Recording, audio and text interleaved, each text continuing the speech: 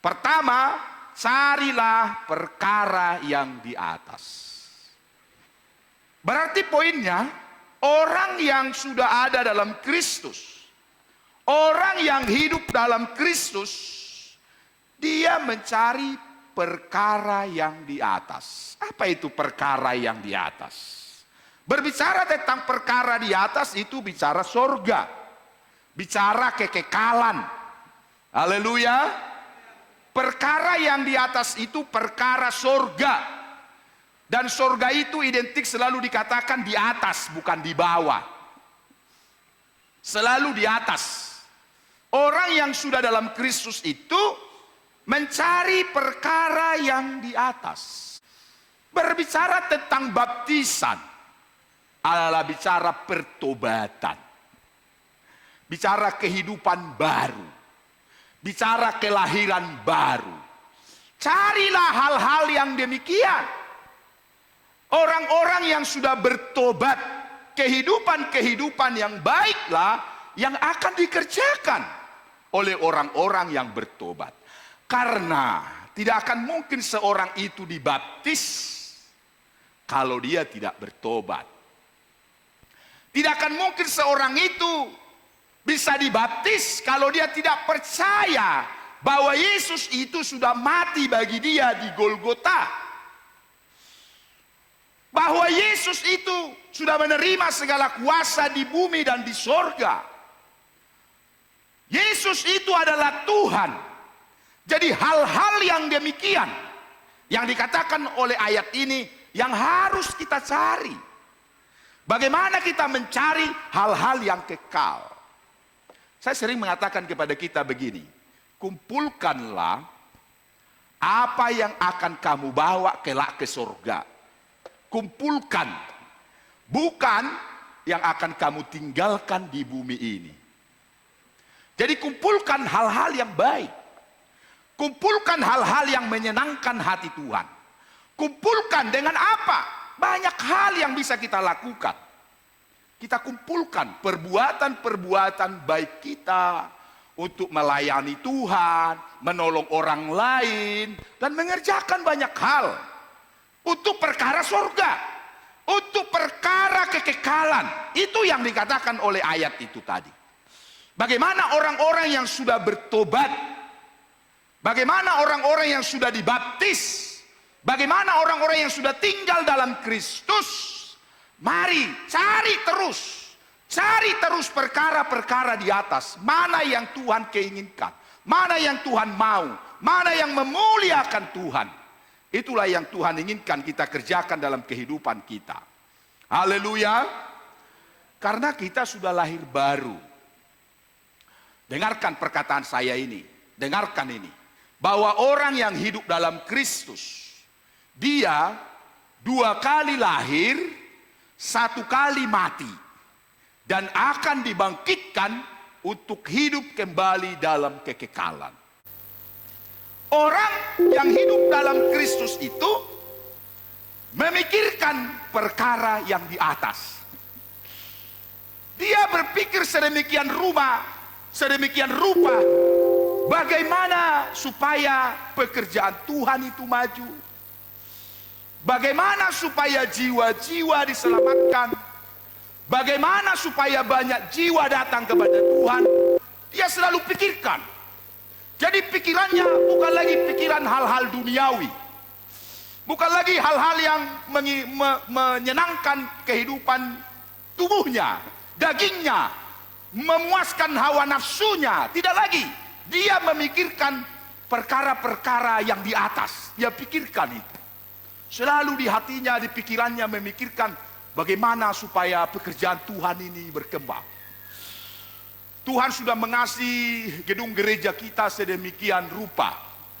Di atas ini masih ada kursi-kursi yang kosong.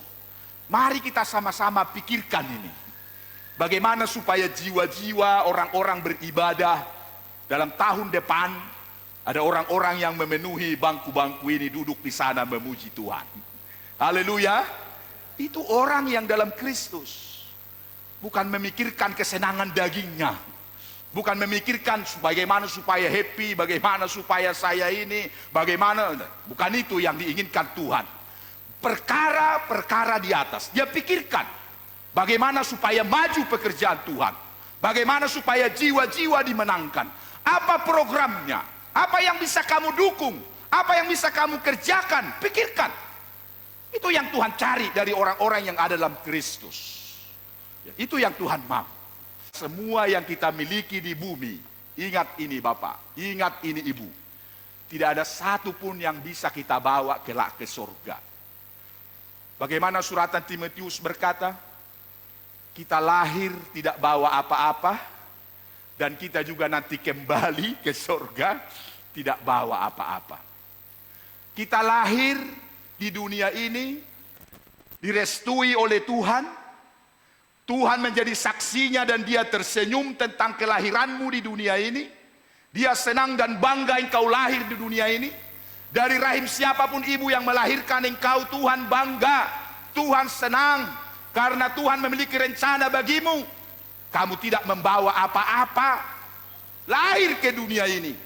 Tapi kembali lagi, ketika kamu lagi balik kepada Tuhan, tidak juga bawa apa-apa. Itulah sebabnya ayat ini berkata, pikirkan perkara-perkara kekekalan. Haleluya. Pikirkan, hidup kita singkat kata Alkitab, seperti uap kata suratan Yakobus, seperti bunga kata suratan Petrus. Sangat singkat. Bunga gugur, rumput layu. Tapi firman Tuhan kekal selama-lamanya. Hidup bagaikan uap dikatakan. Begitu datang sinar, panas matahari, dia lenyap. Seperti itulah buru-buru kehidupan manusia dikatakan suratan Petrus di bumi ini. Jadi kalau begitu ibu bapak, jangan terlalu banyak memikirkan perkara di dunia. Pikirkanlah perkara-perkara kekekalan. Haleluya, haleluya. Pikirkan kata Alkitab, pikirkan itu. Saya ulangi kalimat saya tadi. Bagaimana kita memajukan pekerjaan Tuhan ini. Jangan sibuk mengumpulkan hal-hal yang duniawi di bumi ini. Selagi kita hidup, mari kita sibuk untuk pekerjaan Tuhan. Haleluya. Sibuklah untuk pekerjaan Tuhan. Slogan saya sering saya bilang begini, kalau kita sibuk habis-habisan untuk Tuhan, maka Tuhan juga sibuk habis-habisan untuk kita. Haleluya. Ketika kita habis-habisan sekuat tenaga, kita sibuk untuk Tuhan, sibuk untuk Tuhan, sibuk melayani, sibuk memikirkan pekerjaan Tuhan, sibuk terus untuk pekerjaan Tuhan. Maka juga Tuhan sibuk memperhatikan kita. Dan saya juga sangat yakin, orang yang selalu peduli akan pekerjaan Tuhan, pasti akan dijaga Tuhan dia. Karena dia itu barang berharga, pasti dikasih umur yang panjang. Karena Tuhan mau pakai hidupnya. Tuhan begitu sayang kepada dia. Bukankah Alkitab Pemazmur berkata bahwa orang yang ditanam di pelataran Tuhan menjadi gemuk dan segar. Sehat. Sehat, gemuk dan segar. Dikasih panjang umur. Kenapa? Karena dia suka akan pelataran Tuhan. Suka akan beribadah. Tertanam di bait Tuhan yang digambarkan seperti pohon korma, yang digambarkan seperti pohon sanobar di Lebanon.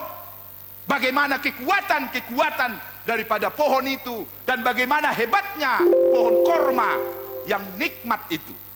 Itulah gambaran orang-orang percaya yang memikirkan pekerjaan Tuhan. Katakan amin. Orang yang hidup dalam Kristus, dia memperoleh kehidupan yang kekal. Walaupun dia nanti sudah mati, Tuhan akan bangkitkan dia untuk menyongsong Tuhan di angkasa. Pada waktu Tuhan datang ke bumi, semua orang-orang yang kita kasihi, yang sudah mendahului kita, apakah itu papa kita, mama kita, kakak kita, abang kita, adik kita, famili kita semua, yang mati dalam Kristus nanti, begitu Tuhan mau datang, mereka akan bangkit duluan. Bangkit dulu semua. Baru sama-sama menyongsong Tuhan di angkasa. Kalau orang yang masih hidup pada waktu Tuhan datang, Alkitab berkata dalam suratan Korintus pasal 15 itu, diubah sekejap mata. supaya menjadi tubuh yang baru. Karena tubuh, darah, dan daging ini tidak layak untuk surga karena banyak dosa. Tapi seketika, sekejap mata akan diubah seperti tubuh Kristus. Sekejap mata, itu keajaiban. Sekejap mata untuk bisa berbaur dengan orang-orang yang bangkit dari kematian. Orang-orang yang bangkit bersama orang-orang yang mati dalam Kristus ini diubah sekejap untuk menyongsong kedatangan Tuhan di angkasa. Jadi kita semua akan bertemu dengan Tuhan. Kita semua bersama-sama dengan Tuhan di bumi yang baru, berkerajaan milenium 1000 tahun. Di bumi yang baru, kita songsong Tuhan datang. Dia datang dari surga, dunia yang baru. Kita berkerajaan 1000 tahun, milenium di bumi yang baru. Tidak ada lagi sana sakit penyakit. Alkitab berkata tidak ada tangisan, tidak ada kesakitan lagi, tidak ada kematian di milenium 1000 tahun itu. Berkerajaan kita menikmati 1000 tahun. Gak ada lagi orang yang mati di situ. Semua senang-senang, baru di bumi yang baru, belum di sorga. Sebelum kita nanti terangkat ke sorga, Alkitab juga mencatat Tuhan akan bangkitkan orang-orang yang mati di luar Kristus. Mereka akan diadili. Tuhan akan jadi hakim yang adil bagi mereka. Kalau Tuhan putuskan lempar ke neraka, akan dilempar ke neraka. Kalau Tuhan putuskan seperti kata gembala, sebelah kanan domba, sebelah kiri kambing. Domba yang tulus, yang tunduk ini sebelah kanan, dengar-dengaran kepada Tuhan, dengar-dengaran kepada gembalanya. Tapi yang sebelah kiri kambing-kambing yang suka menanduk, yang suka embe-embe, menceritakan gembalanya, menceritakan hal yang buruk, memburuk-burukan orang lain, dilempar ini ke neraka sebelah kiri. Tetapi orang yang baik, yang tunduk kepada Tuhan dan kepada gembalanya, yang melakukan firman, akan ditaruh sebelah kanan. Maka Tuhan akan berkata, sabaslah hai hambaku yang baik dan setia. Masuklah ke dalam perjamuan ini, berbicara tentang surga. Haleluya.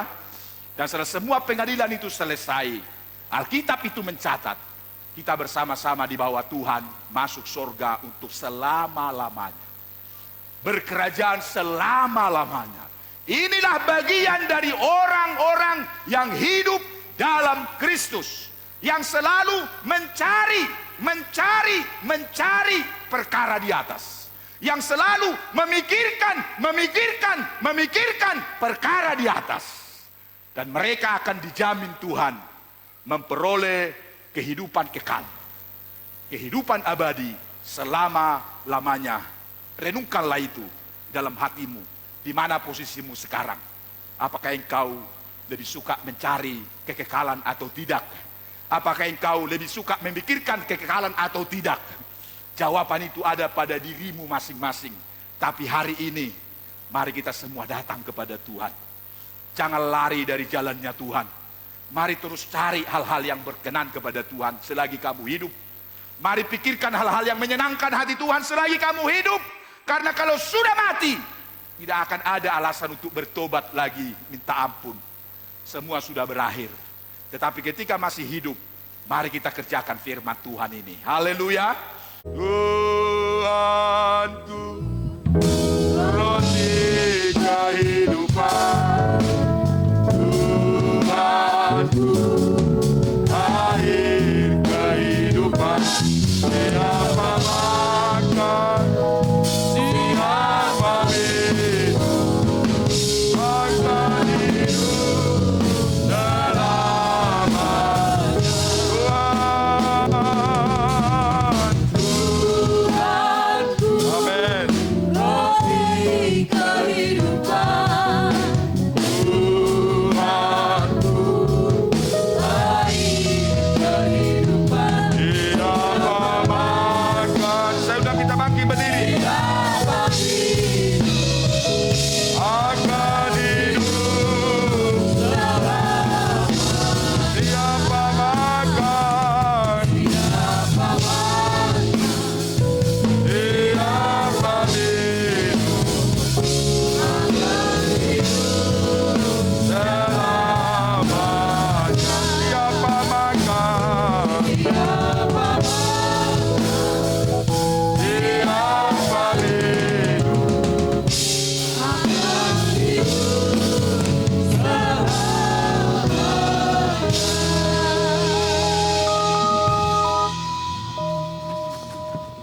Saya akan membacakan firman Tuhan sebagai penghantar dari perjamuan Tuhan ini.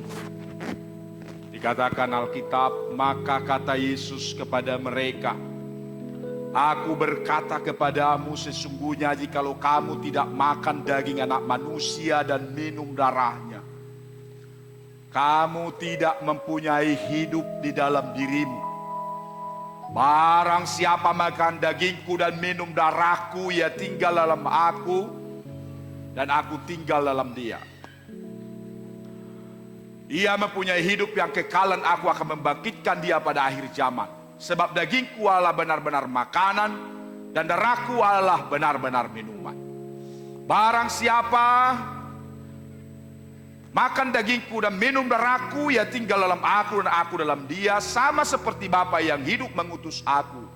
Dan aku hidup oleh Bapa, demikian juga barang siapa yang memakan aku akan hidup oleh aku. Inilah roti yang telah turun dari sorga, bukan roti seperti yang dimakan nenek moyangmu dan mereka telah mati. Barang siapa makan roti ini, ia akan hidup selama-lamanya. Sekarang tunjukkan kepada Tuhan. Percayai bahwa apa yang ada di tanganmu ini bukan lagi roti biasa. Ini adalah tubuh Yesus. Percayai, karena dengan engkau percaya ini adalah tubuh Yesus, engkau akan memperoleh kekuatan, kesembuhan, pertolongan, mujizat.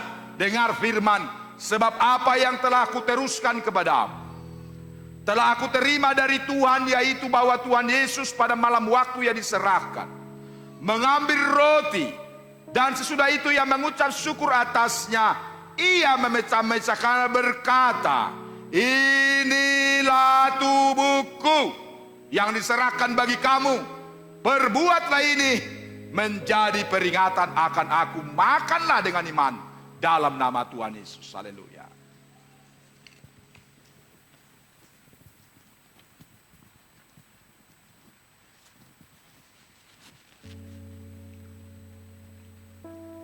Haleluya, terima kasih Tuhan buat tubuhmu. Terima kasih ada kekuatan baru dalam tubuh kami oleh karena persekutuan lewat tubuhmu ya Tuhan. Dan sekarang angkatlah cawan ini kepada Tuhan. Tunjukkan kepada dia dan dia melihat engkau dan dia sedang tersenyum memperhatikanmu. Engkau bersekutu oleh darahnya. Imani ini bukan lagi anggur biasa, tapi inilah darah Yesus yang menyucikan dosamu, yang membebaskan engkau dari ikatan dosa, yang melepaskan engkau dari ikatan-ikatan kuasa gelap. Percayai, darah Yesus ini akan membangkitkan kehidupanmu kembali. Dan dengarlah firman Tuhan.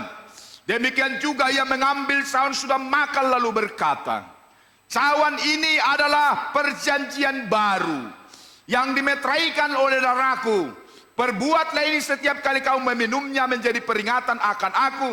Sebab setiap kali kamu makan roti dan minum cawan ini, kamu memberitakan kematian Tuhan sampai ia datang. Minumlah dengan iman demi nama Tuhan Yesus. Haleluya.